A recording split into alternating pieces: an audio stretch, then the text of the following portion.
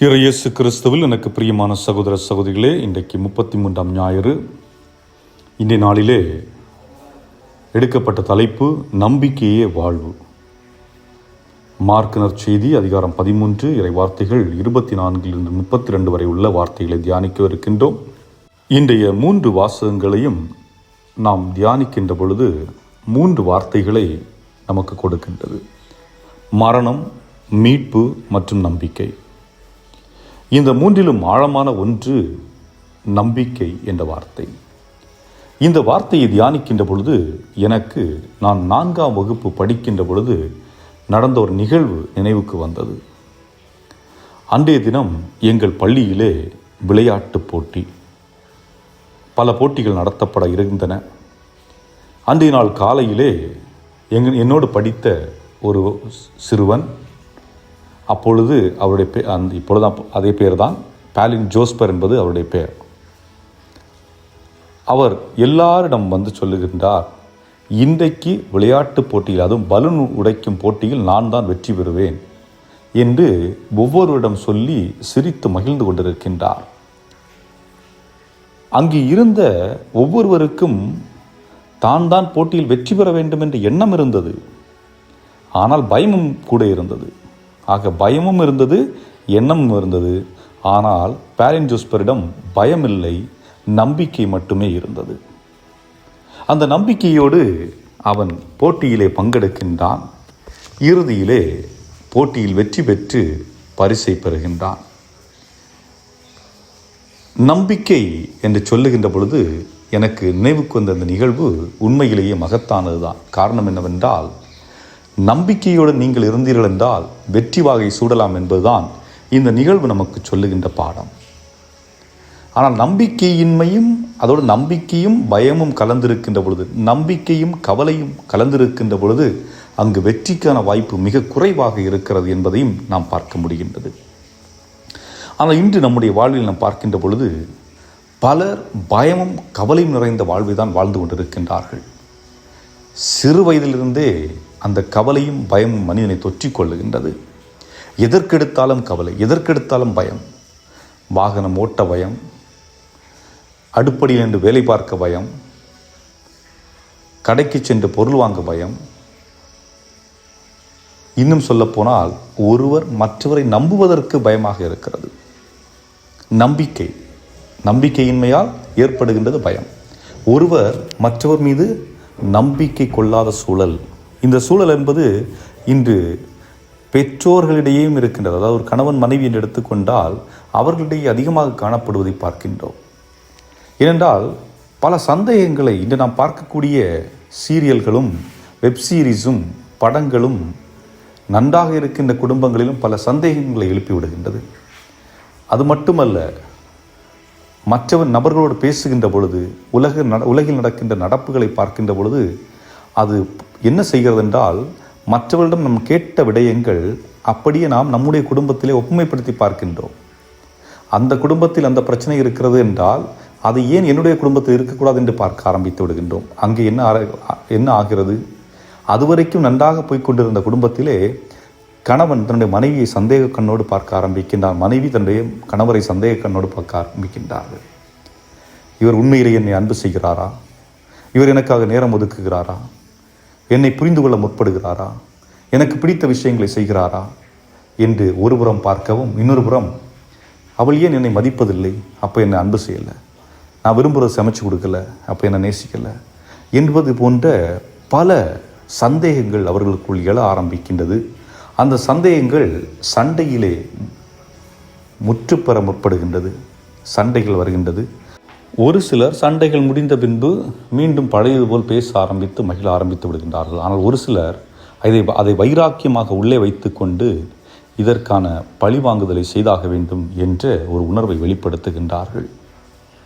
ஆக இந்த பயம், இந்த கவலை அதற்கு முன்பு வரை இருந்த அந்த நம்பிக்கையை கூட சீரழித்து விடுகின்றது. சில நேரங்களில் பயம் தேவைதான், ஆனால் எப்பொழுதும் பயம் தேவையில்லை.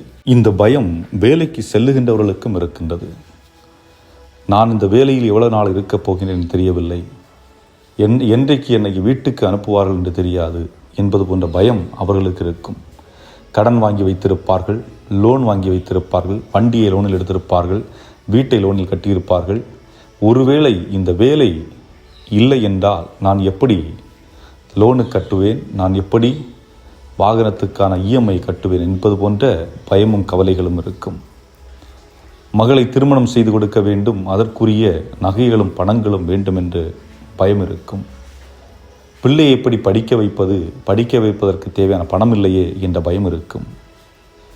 ஏன் நோயினால் அவதிப்பட்டு கொண்டிருக்கின்ற பலருக்கு மருந்து வாங்குவதற்கு காசு இல்லாமல் இன்னும் எத்தனை நாள் இந்த குழந்தை உயிரோடு இருக்குமோ என்ற ஒரு பயம் இருக்கும்.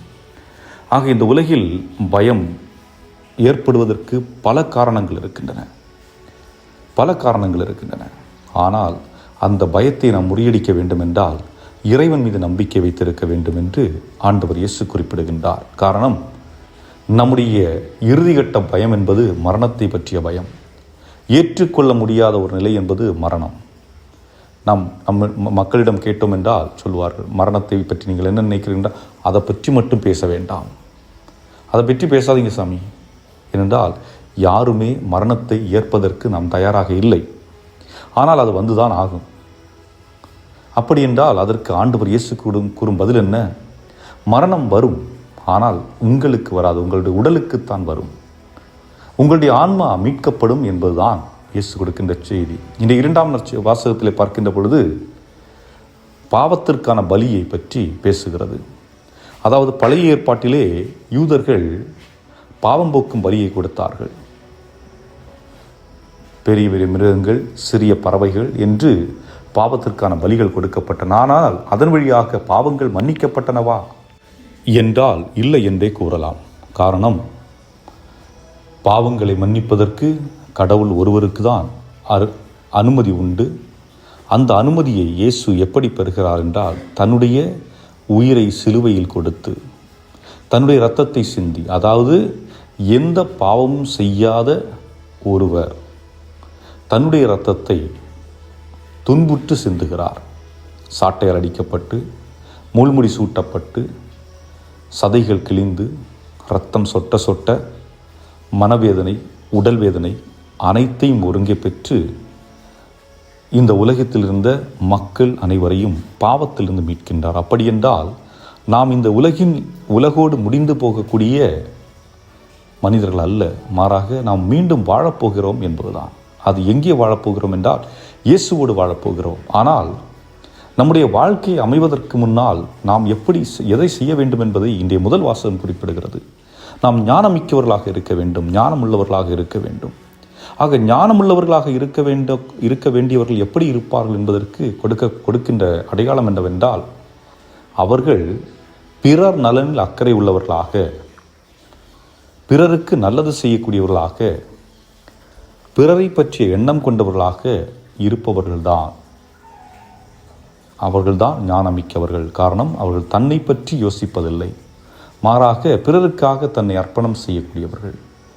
அது நாம் புனிதர்கள் என்று எடுத்து பார்த்தாலும் சரி, அன்னை மரியா என்று நினைத்து பார்த்தாலும் சரி, அனைவருமே தங்களுக்காக வாழ்ந்தவர்கள் அல்ல, மாறாக பிறருக்காக, பிறர் நலனுக்காக, பிறர் வாழ்வுக்காக தங்களை அர்ப்பணித்தவர்கள். அப்படிப்பட்டவர்கள்தான் ஞானமுள்ளவர்களாக இருந்திருக்கின்றார்கள். இன்றைக்கு நம்மையும் அவ்வாறு ஞானமுள்ளவர்களாக வாழ அழைப்பு விடுக்கின்றார்கள்.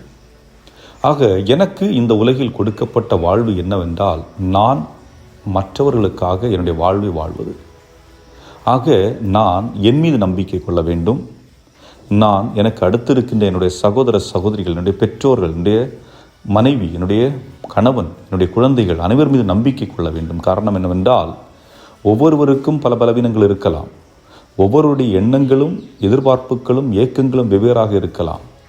ஆனால் நம்பிக்கை என்பது எனக்கு பிடித்தது போல் அவர் இருக்கிறார் என்பதல்ல நம்பிக்கை. கடவுள் எனக்காக கொடுக்கப்பட்டிருக்கின்ற ஒரு ஜீவன் என்னோடு இணைந்து பயணித்து கொண்டிருக்கின்றார். அவரை நான் நன்கு கவனிக்க வேண்டும். கடவுள் எனக்காக கொடுத்திருக்கின்ற ஒரு ஜீவன், அவள் என்னோடு பயணித்து கொண்டிருக்கின்றார். அவரை நான் நன்கு கவனித்து கொள்ள வேண்டும். எங்கள் இருவரையும் இறைவன் நன்றாக வைத்திருக்கிறார் என்றால், எங்களை சுற்றியிருக்கின்ற மற்றவர்கள் நன்றாக இருக்க வேண்டும். அவர்களுடைய தேவைகள் என்ன என்பதை அறிந்து நாங்கள் செய்ய வேண்டும் என்பது போன்ற எண்ணங்களை இறைவன் நமக்கு உருவாக்கி இருக்கின்றார். அந்த எண்ணங்களை நாம் செயல்படுத்துகின்ற பொழுது ஆழமான நம்பிக்கையை நாம் வாழ்ந்து கொண்டிருக்கின்றோம்.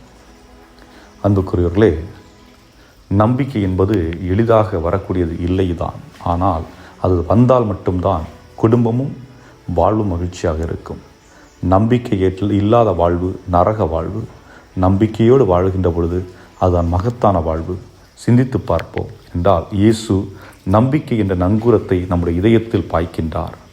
நான் உனக்காக இருக்கிறேன், நான் உன்னோடு இருக்கிறேன், உலகம் முடியும் மட்டும் உன்னோடு இருக்கின்றேன், உன்னை பாதுகாப்பதற்காக நான் தூய ஆவியானவரை அனுப்பி இருக்கின்றேன், நீ உனக்குரிய நேரம் வரும் வரை நீ காத்திரு, நானே வந்து உன்னை அழைத்துச் செல்வேன் என்பது போன்ற வாக்குறுதிகளை இறைவன் நமக்கு கொடுத்திருக்கின்றார்.